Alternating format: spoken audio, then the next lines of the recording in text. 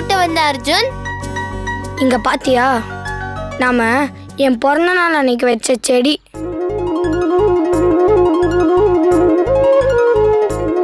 இந்த செடிய நம்ம 2 பேரும் சேர்ந்து வளர்க்கலாம்னு நினைச்சோம்.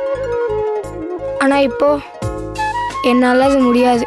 அதனால நீ தான் இதை பத்திரமா பார்த்துக்கணும். இதுக்கு தினமும் தண்ணி ஊற்றி வளர்க்கணும். நான் படிச்சு முடிச்சுட்டு திரும்பி வரப்போ இந்த செடி பெரிய மரமா இருக்கணும்.